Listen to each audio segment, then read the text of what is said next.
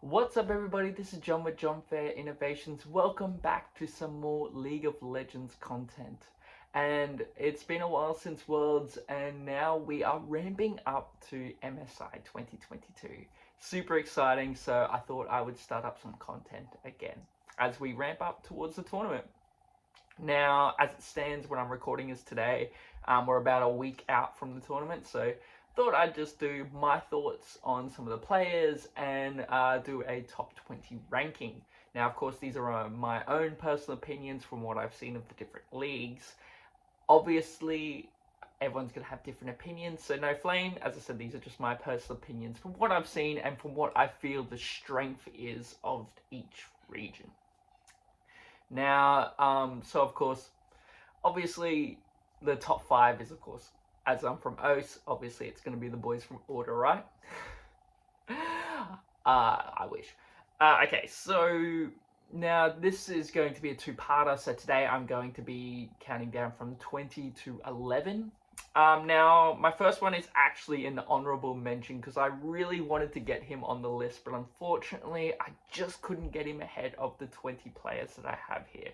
So, an honorable mention is, of course, for Holy Phoenix of Istanbul Wildcats, so the TCL, so the ADC for the Istanbul Wildcats. And he is a fantastic player, and he's probably someone you've heard of at these tournaments. You've probably heard the name before because he is been someone who has been in the scene for quite some time. So it's always great to see these legacy players, even from the minor regions, actually especially from the minor regions, seeing these legacy players continuing to perform and be really well. And I do hope that he pops off and they have a great tournament. At number 20, I have Yaharang. Now, for those of you who are unaware of Yaharang, he is the mid laner for Detonation Focus Me, replacing Arya, which, by the way, I did predict that Arya would eventually end up on an LCK and LPL team, and he did end up on KT. So, you know, I did predict that. One of the few things I predicted right. I've got to own it, you know. But yeah, so Yaharang, for those who don't know, former player, actually was formerly in the LCK. He was, of course, playing for Freda Brion, who have the best initials of Bro. So if you've seen Bro, that's Freda Brion. Yaharang, obviously a very, very mechanically gifted player. He's very, very talented, highly underrated. Unfortunately for him, his time in the LCK wasn't that flash. Purely because, let's be real, you've got BDD, you've got Chovy, you've got Faker, you've got Showmaker, you know, you've got so many of these talented mid laners. It's very hard for a player to be able to rise above this, you know, Mount Rushmore of elite mid laners. So, of course, he has gone to Japanese League, and he has been performing excellently over there. He is a big reason as to why Detonation Focus Me have a lot of hype actually this year. Also, given Detonation Focus Me's performance last year. So, from a LCK Korean mid laner, very typical champion pool. So expect to see things like your Victors, like your LeBlancs, like your Rises, Vex, very, very traditional Korean mid lane champion pool. And if Detonation Focus Me is going to push for getting to the Rumble stage again like they did previously, they didn't make the Rumble stage before, they were able to get to group stage as they did at Worlds, and push obviously for a Rumble finish this year. Yaharang does need to perform well. At number 19, we have the only Saigon Buffalo player, which is, of course, BeanJ. Now, I'm someone who believes BeanJ is a big reason as to why Saigon Buffaloes had their success. For those who don't know, Buffalo, of course, are the second seed. GAM is, of course, not attending because of Asia Games. And I personally found that the games that I watched, very typical VCS sort of game style. By the way, side note, isn't it great that the VCS is back? I've been dying for them to be at a tournament, so it's really great to see them back. But yeah, so BeanJ, to me, the jungle is always seems like it's the most important role in the VCS for quite some time. Like, you know, you think of players like SOFM, you think of, you know, when GAM had that incredibly crazy Nocturne strat where they just funneled all their resources, and he was level 6 ulting before people were even at like level 3 or 4. So, you know, VCS has always really prioritized on jungle carries. And to me, when I watch Saigon Buffalo, I don't see any sort of difference when I see PJ. His champion pool, expect these ganking junglers because of the meta at the moment. So expect things like Lee, Viego, Volibear, these ones that can really not only engage and gank, but also able to tower dive as well. At number 18, we have our second Detonation Focus Me player, which is, of course, Evi, their top laner. Now, Evi is someone who made a big name for himself last year, making a lot of great plays, and a lot of the reason as to why Detonation Focus Me did have a lot of success last year was because of Evi, and specifically his teleports bot that were winning team fights and ending games before 10 minutes. Now, Evi, as someone who has been on the scene, especially in the LJL, for quite some time, so it is great to see that he's finally getting the recognition and the household name that he deserves, because he is another legacy player that has been amazing in the LJL.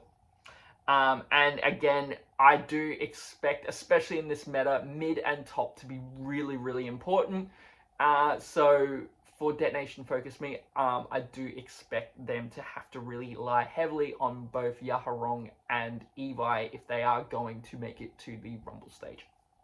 Now, with Evi, he is very well known for his Urgot last year. I don't know if we will see a lot of Urgot. I do expect him to play it, though, just because of how proficient he is on the champion.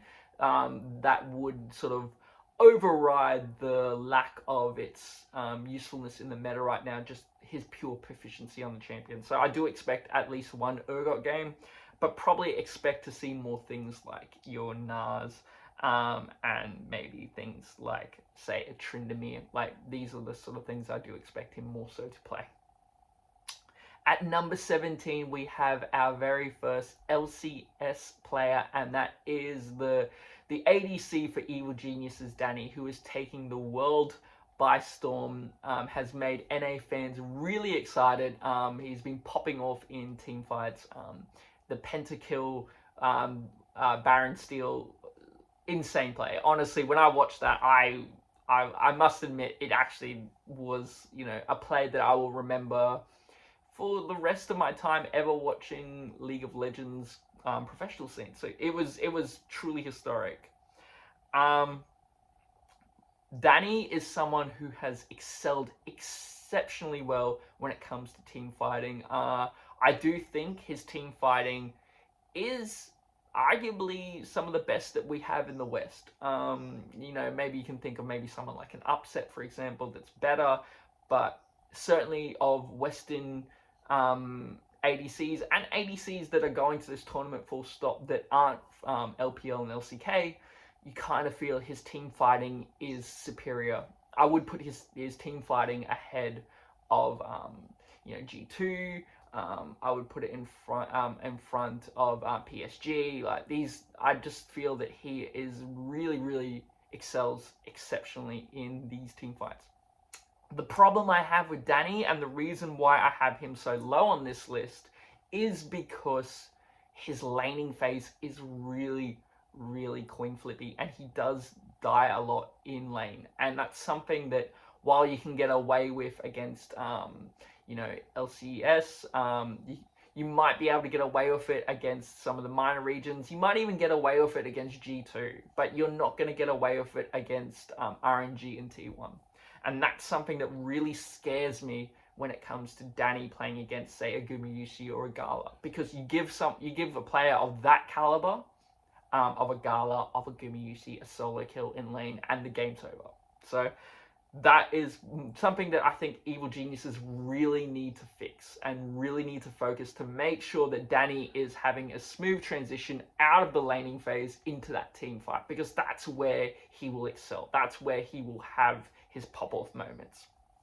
And obviously for Evil Geniuses to do well, they need Danny, because a lot of their comps revolve around Danny being the one doing team fights. They remind me a lot of the old RNG Uzi meme comps, where it's like four tanks and Uzi has a carry, you know, like, and it's basically just funnel all resources into the VP, you know, the VIP, sorry.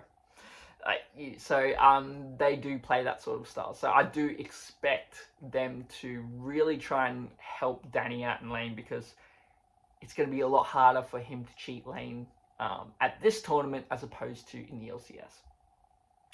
At number 16, we have the top lane for PSG, someone who I have a personal soft spot for, and that's of course Hanabi. Hanabi is PSG's top laner. He has been on the scene again, another one who's been on the scene for quite some time. Starting to become a bit more of a household name as PSG really ramps up its play. Like in the last year, for example, PSG had some really great performances.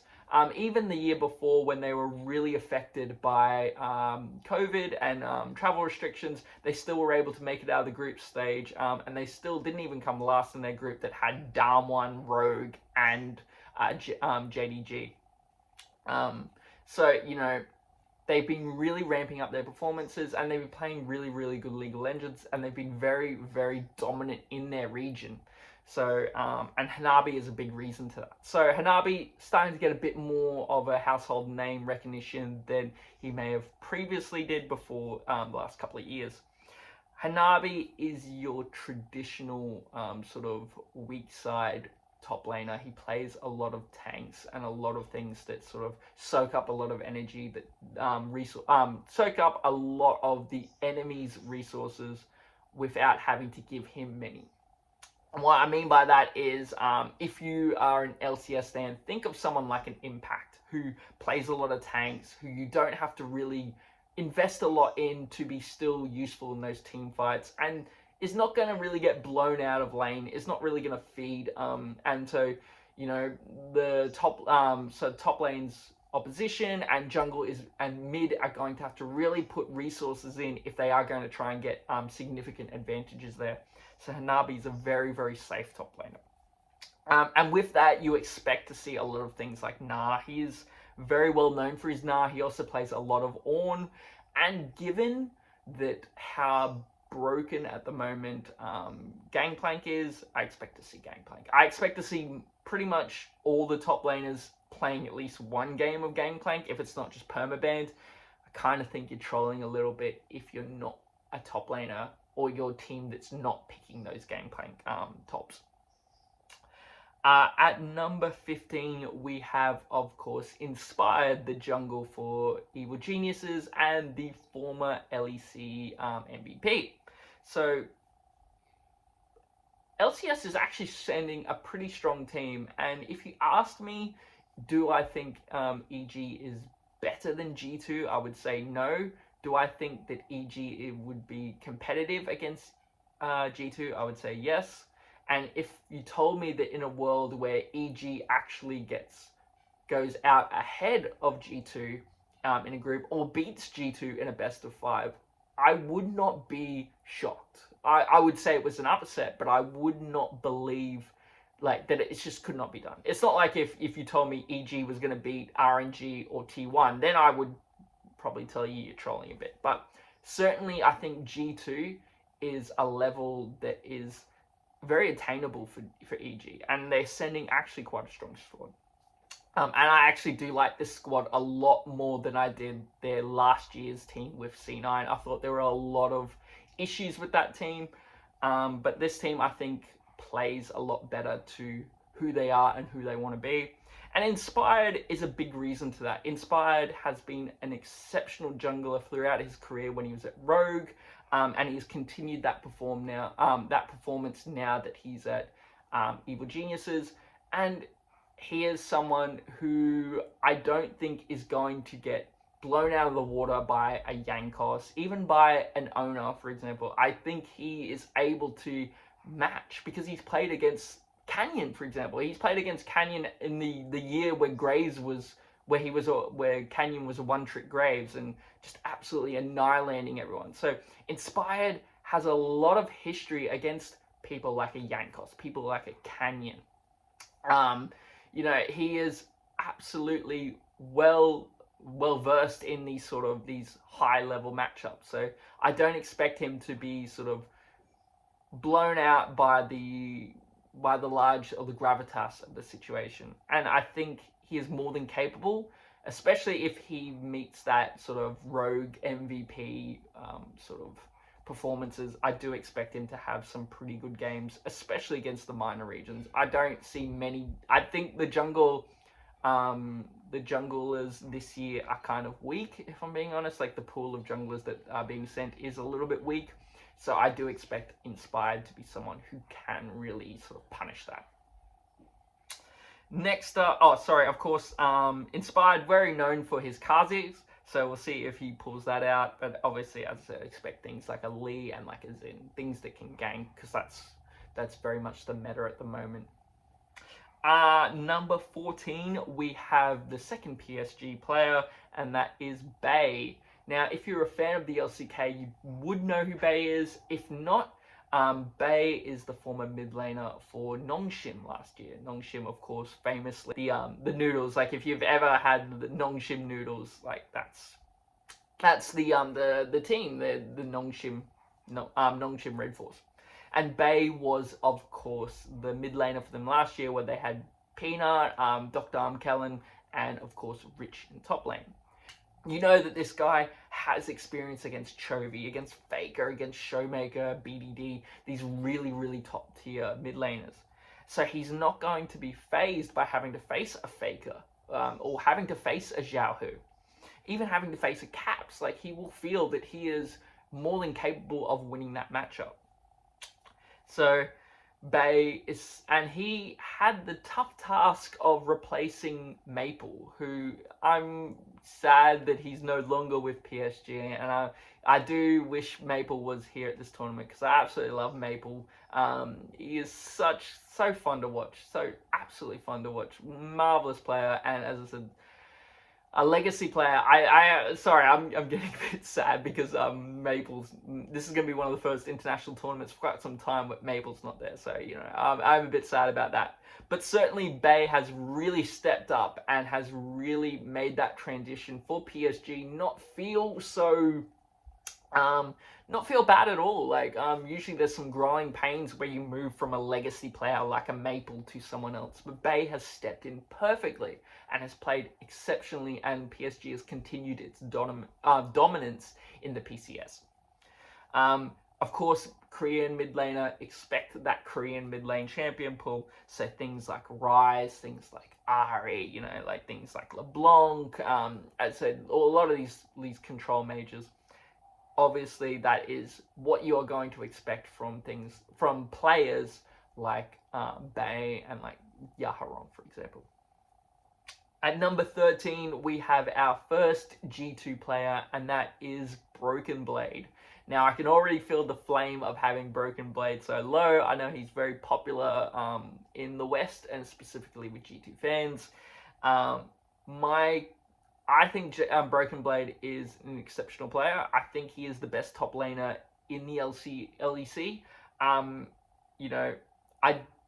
My concern for Broken Blade is that the LEC to me seems a bit weaker. And what I mean by that is that I don't think he is pushed as hard as some of these other top laners that are coming to the tournament. Specifically, like Zeus, for example, has to go against Keen. He has to go, he has to, play against, players like Khan, like Nuggery in the past, like in his solo queue. So he has a lot of you get players like Bin, for example. They have to play against the Shy. They have to play against 369. They have to play against like these really, really insane top laners. And my concern is that Broken Blade doesn't get that same level of practice, whether it's Zeus in solo queue against like some of these players, or a professional like Ed's King, or someone like a Bin who plays against these people professionally and also in his solo queue. I really worry about Broken Blade because when we're talking about people like Adam, and no flame to Adam, but when we're talking about people like Adam last year as one of the best LEC top laners, I worry about the level of top lane. If Adam, someone who has a lot of deficiencies in his game, is seen as a top tier top laner in the LEC. That being said, there is absolutely a world where Broken Blade pops off and he just proves me wrong and he is the best top laner at the tournament. Like, there is that reality as well. Again, just like EG beating G2, I would not be shocked if Broken Blade is the best top laner at the tournament. Having said that, I just haven't seen it yet. And being in the LEC as well, tell me who's as good as Jankos and Caps as a mid-duo, like in the LEC. And I don't think there is anyone that's even close to Caps and Jankos as a mid-duo. So it makes Broken Blade's job even easier. So I question the level of competition he's had, and I also question the level of difficulty he's had in order to be able to perform when you have Jankos and Caps absolutely smurfing on their opposition. Broken Blade, though, he's very, very entertaining to watch, I will say that. He plays a lot of unique champions and plays so many different styles. He's played a lot of action. He plays Ornn. Like you could have two more polarizing sort of opposites there. And of course, something I do expect him to play is, of course, the Gangplank, given that Gangplank is, of course, the top laner that I think is the strongest at the moment. And given that his name is Broken Blade, you always have to account for maybe he will play that one Riven game. But we'll see. At number 12, I can feel the G2 fans hating me right now, but I actually have Impact above Broken Blade. And the reason why I have that is because I think Impact is expected to do a lot more for his team than Broken Blade is. Because, if you're saying that Caps and Jankos, because G2 fans tell me all the time, Caps and Jankos, the best mid-duo in the West, Caps the greatest player that the LEC has ever produced, Jankos the best jungler the West has ever produced, so if he's playing with that level of talent, you look at Impact's playing with Jojo, who I did not even consider being even on this 20 list. And that's not flame on Jojo, it's just he is nowhere near the level, or has never shown any capacity to be at the same level as a Caps, as a Yaharang, as a Bay. He has not shown anything that would make me think that he is at the level of these players, let alone a Xiao Hu or a Fake. So it's like, if that's the barometer, then Impact popping off and accounting for a player who seems a bit fish out of water at times. To me, his difficulty, the level of difficulty is a lot more extreme. I also think players like Summit and Whippo are a lot stronger than the competition that Broken Blade had to play against. Wonder, I think it's been a very long time since Wonder was that 2019 top laner where he was the undisputed best top laner in the West. And with the LEC, I just think top lane is very weak. I think the LEC as a whole has gotten a lot weaker. And I think G2 is strong purely because of the amazing talent that Jankos and Caps has, and Broken Blade for that matter. So Impact to me, I think, is a lot more important to EG than Broken Blade is to G2. Because I think if Broken Blade feeds, G2 fans will still go, it's okay, we've got Caps, we've got Jankos. I think if Impact feeds, Danny doesn't get that team fight, and then EG doesn't get to play the game. So that's why I think impact is a lot more impactful to his team than Broken Blade. I also think the meta suits Impact at the moment, especially if we are going to a GP meta top. Like, I think that's something that Impact will really, really thrive in. And give Impact his credit. He has played amazing, especially through playoffs. He was absolutely amazing. Like, he shut down Someday. He shut down everyone he went against. So expect things. I do expect a lot of tanks from him. So maybe things like Ornn, things like Na, things like Shen. As I said, GP. I do expect these sort of weak side top laners, and I do expect a lot of tanks in order to facilitate team fights later on for Danny. At number 11, last one that I will be doing for this video is, of course, T1's Zeus. Now, Zeus to me is an incredible player, and I think maybe in a year's time, he will probably be the best top laner in the world.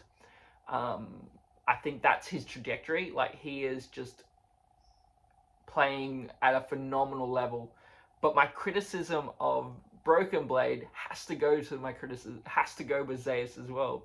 Zeus, I think, has been performing like the best top laner at this tournament, but you have Faker, you have Ona, you have Gumayushi, you have Carrier. Like, I think I could play for T1. Like, you know what I mean? Like my as bad as I am at the game, I honestly think if I have those 4 players, I think we could win professional games. You know, with me playing top lane, like, that's the level of quality that he has.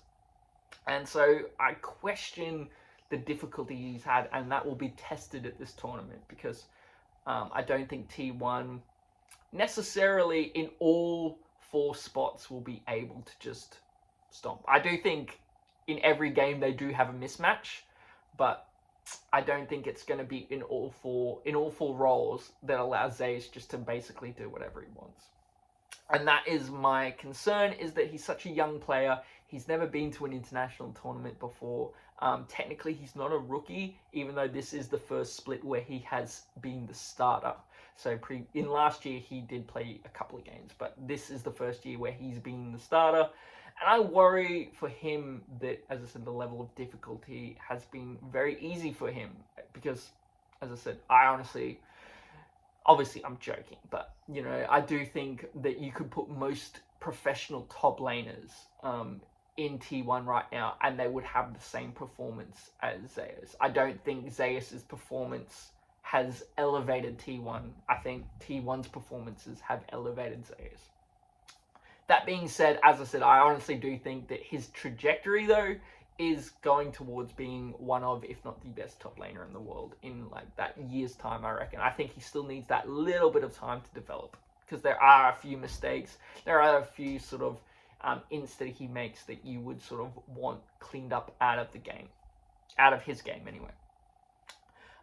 He is known for his Jace. A lot of people have questioned his champion pool, given that Jace did receive a few nerfs and he played so many games of Jace. However, his proficiency on the champion, just like how I talked about Evi's proficiency on Urgot, would sort of would compensate for the lack of ability of the champion in this meta right now. I do think the changes to Jace weren't enough to stop people playing him, and I think Zeus's proficiency on the champion is also not going to stop him and T1 picking it. Because there is a lot of power T1 gets by being able to blind first pick Jace in a draft. They can literally dictate whatever type of draft they want to do from that. And Zeus has not been challenged really at all when it comes to picking Jace blind. Like, the malfights that has gone into him and that sort of thing haven't punished him at all. So again, that's something that could be punished at this tournament, is that, you know, they might have a bit more of a lax sort of feeling about Jace and just how strong Jace is. But having said that, he's certainly no one trick by any means. He is a fantastic Kennen player, as I feel like most Korean tops are. And his solo queue, he's been spamming a lot of Gangplank again. So as I said, I do honestly think that if you're playing top this tournament and you're not picking Gangplank, you're trying.